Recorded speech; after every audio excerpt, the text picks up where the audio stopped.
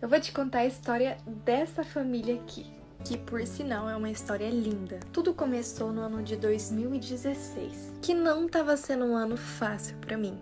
Então essas moças me convidaram para ir numa reunião de mocidade, na Holanda. E nessa reunião de mocidade o Senhor falou muito comigo. E pela sua palavra ele prometia que ele estava mudando a minha história e que até o final do ano eu ia contemplar essa mudança. Os meses foram se passando e tudo continuava exatamente igual na minha vida. Foi quando na última reunião de jovens do mês de novembro, o Senhor mandou a sua palavra em Isaías capítulo 43. E ele dizia pela sua palavra que ele não tinha esquecido da promessa que ele tinha feito pra mim. Que aquilo que eu tava esperando não era daqui, tava do outro lado do oceano. Mal sabia eu que esse moço aqui tava se preparando pra vir pra Europa com a família dele. E que lá no Brasil o Senhor fazia a mesma promessa pra ele, que o que era dele não tava lá no Brasil, tava do outro lado do oceano. O último mês do ano chegou, e o dia 18 de dezembro era meu dia de tocar no culto. Lá estava eu fazendo a minha meia hora, quando de repente eu vi irmãos e irmãs que eu não conhecia chegando na igreja. Eu dei uma olhadinha rápida e do lado dos irmãos, perto do órgão, tava sentando um moço. Quem adivinha quem era esse moço? Ele mesmo. Deus faz as coisas tão perfeitas que o primeiro culto que ele congregou na Europa foi na minha comum. O culto começou e ele levantou testemunhar. Eu já cutuquei minha mãe, a irmãzinha que tava do meu lado, já fiquei, ai meu Deus, você falou da tua vontade, sua filha tá pronta. Amor à primeira vista, né, gente? O culto acabou e eu peguei essa irmãzinha e falei, vamos lá no fundo da igreja, vamos sentar lá quietinho que ele vai passar assim perto da gente e vai saudar nós. Ele passou? Ele passou. Ele saudou? Ele não saudou. Eu me abalei? Não me abalei. O que eu fiz? Fui saudar a tia dele. Saudei todo mundo. Inclusive saudei ele, assim, meio por cima. Aí eu fui embora. Hoje ele fala que ele não saudou porque ele tava tímido. O ano de 2016 acabou.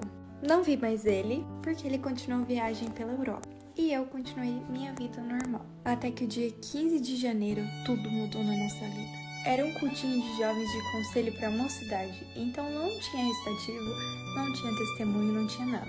Eu fiquei o culto inteiro com as crianças lá no primeiro banco. Então o cultinho de jovens acabou e o nosso cooperador de jovens disse assim: nossa, tinha visita? Se eu soubesse, eu tinha te chamado para vir testemunhar.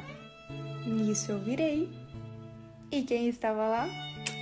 Ele mesmo. A irmãzinha que tava comigo aquele dia já me olhou tipo, Giovana, é Deus. Eu disse pra mim mesma, eu vou lá saudar ele, porque se ele não me saudou aquele dia, hoje eu vou saudar ele. Meninas, sejam valentes também. Então em menos de 10 segundos lá estava eu saudando ele. Saudei ele e fiquei esperando minha mãe vir me buscar. Justamente naquele lugar que eu sentei daquela vez esperando ele passar pra me saudar. Então foi quando eu vi ele vindo. Ele chegou bem na minha frente e pediu meu número de telefone. Claro que eu passo. Mas por dentro tava quase morrendo. Enfim, passamos o domingo todo conversando. E tudo que a gente conversava encaixava.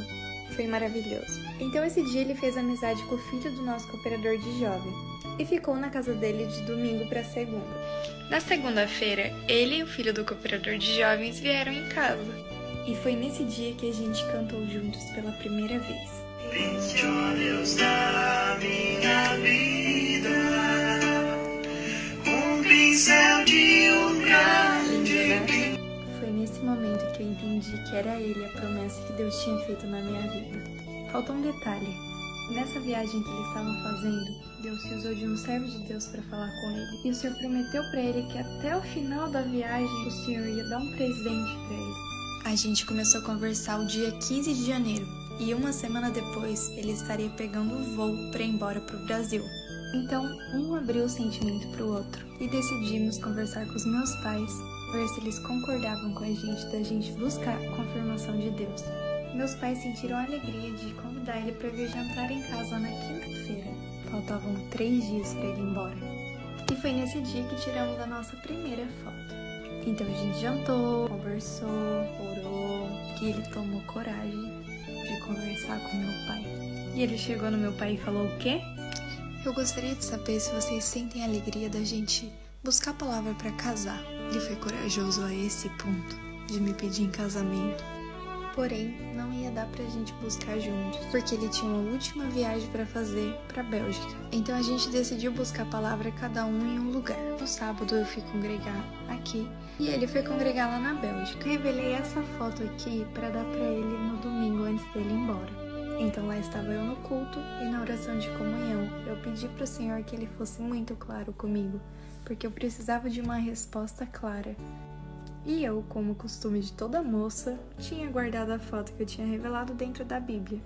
E um pouco antes de começar o culto, quando eu abri a Bíblia, eu abri em Isaías capítulo 43. Um versículo que tocou muito no meu coração, o versículo 13, que diz exatamente assim: ainda antes que houvesse dia, eu sou, e ninguém há que possa fazer escapar das minhas mãos. Operando eu, quem impedirá? Esse versículo falou tanto comigo naquela hora que eu peguei essa foto que estava revelada e coloquei em Isaías capítulo 43 e fechei a Bíblia. O culto começou e chegou a tão esperada hora da palavra. E o irmão que estava atendendo, ele ia de um lado para o outro, de um lado para o outro. Então ele disse: Irmandade, a palavra que o Senhor me mostra é em Isaías capítulo 43.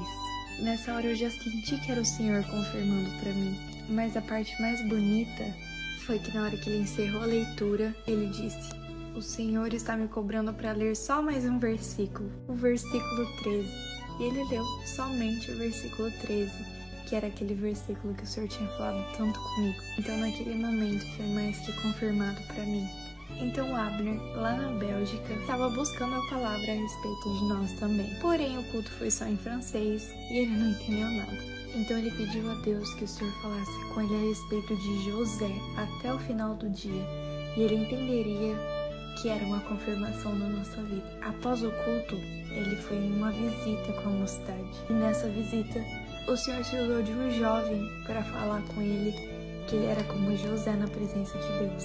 Então ele entendeu a confirmação da parte de Deus. Na meia-noite daquele dia, nós começamos a namorar. E aquele dia era o aniversário dele e o dia que ele ia embora pro Brasil. E o Senhor deu essa princesa de presente de aniversário para ele. E essa foi a nossa última foto juntos, antes de enfrentar um relacionamento à distância entre Espanha e Brasil por quase 8 meses. Até que no mês de setembro de 2017 ele veio morar aqui na Espanha. Inclusive ele fez uma surpresa pra mim.